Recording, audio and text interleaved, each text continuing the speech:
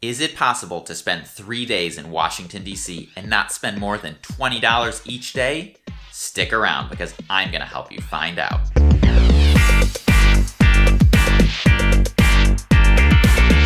Hello, welcome to Trip Hacks DC. My name is Rob. I'm a tour guide here in the nation's capital. If you're coming to Washington, D.C. and you're looking for the best tips, tricks, and hacks for exploring the city, make sure to subscribe to this channel and hit the bell notification icon so that you don't miss any future videos. And if you're interested in signing up for a Trip Hacks DC tour, head on over to triphacksdc.com afterwards to see the tours that we offer. Washington, D.C. is an expensive city. It's expensive for me to live here, and it's expensive for a lot of visitors. But there are a ton of completely free and very cheap things that you can do. And I wanted to know if it's possible to have an awesome day in Washington, D.C. if you showed up with only $20 in your pocket. And not just once, because that's way too easy, but for 3 days in a row. This is the third and final day that I took on this challenge. So if you want to see how I did in day 1 and in day 2, make sure to check out the video description for my playlist of this series. Now, like I mentioned in the previous videos, in order to take on this challenge, I have to exclude the cost of accommodations. I know, this is a huge expense when you travel,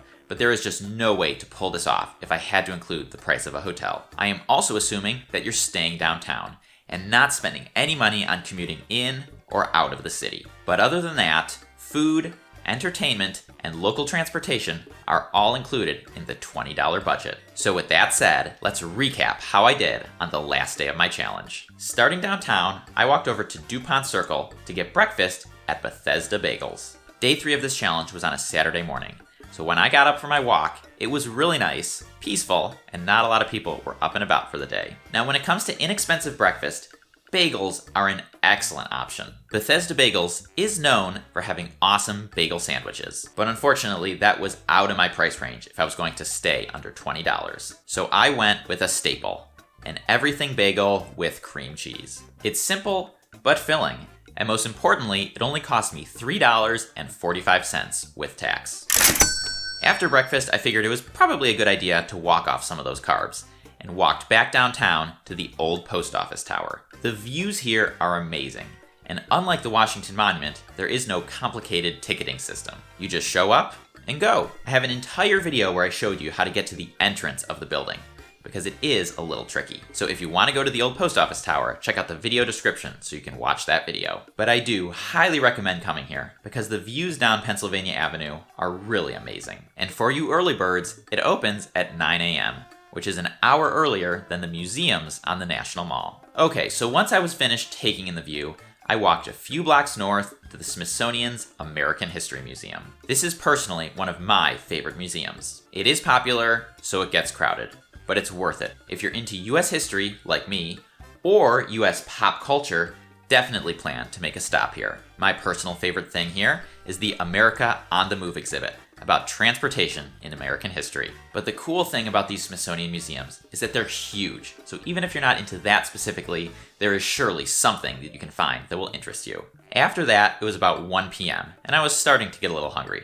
So I walked over to a fast casual restaurant called the Protein Bar. Protein Bar has bowls that I think for the most part people would call healthy, or at least healthy-ish. That's because they use quinoa as a base, rather than rice or some other type of food. I picked the Buffalo Bowl, which was chicken, carrots, and celery on top of quinoa with buffalo chicken sauce and blue cheese. It was quite delicious. The key hack for eating lunch here and keeping it under $20 is using the Level Up app. I have an entire video about how to get food credits when you use this app, so make sure to check out the description and find that. The menu price for this bowl was $8.49, but after my credit and factoring in tax, I only paid $3.84. Not bad at all. After lunch, I walked over to Chinatown to check out 2 of the most underrated Smithsonian museums, the Portrait Gallery and American Art Museum. These are great because they combine art and history into an awesome museum experience. The portrait of the women of the Supreme Court is the perfect example of what I'm talking about. These 2 museums are connected by the Kogod Courtyard, which is a great spot to sit, relax,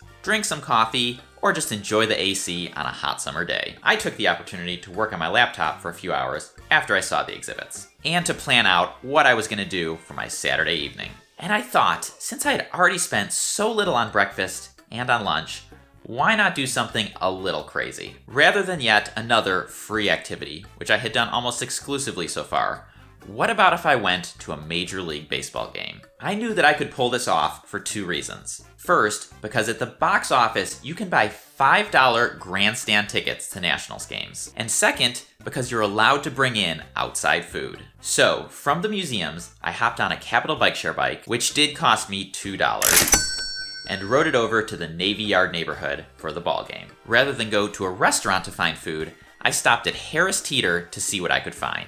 Harris Teeter is a supermarket, similar to Safeway or Kroger, in case you're curious. In the fridge near the door, I found a spinach salad with chicken, and lucky for me, it was on sale for $3.49. I grabbed a huge bag of Nationals branded peanuts, which cost me $1.50, and you are allowed to bring in 1 unopened bottle of water to a Nationals game, so I grabbed one for 99 cents. From there, I walked over to the box office and really easily picked up my $5 grandstand ticket. Now, there are a few important things to know about these $5 tickets. They are available at the box office only, so you cannot buy them online. Second, they are only for today's game, and after you get your ticket, you have to immediately go into the park. On some days, these tickets go really quickly, so make sure to get there early.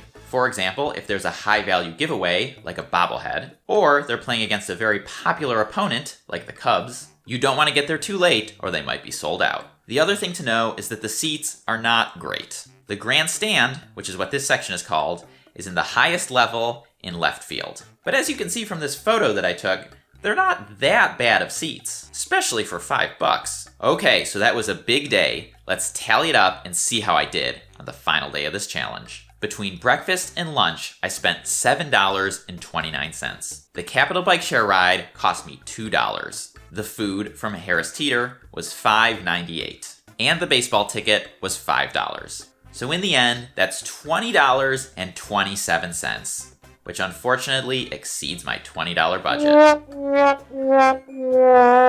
But come on, I got to go to some awesome sites, eat 3 square meals, and see a Major League Baseball game for barely over $20. And that's it! If you want to see how I did on days 1 and 2 of this challenge, go ahead and click right over here to watch that video. If you're coming to DC and want to sign up for a Trip Hacks DC tour, which costs more than $20, but is still totally worth it, you can click on the Capitol Dome on the left side of my head.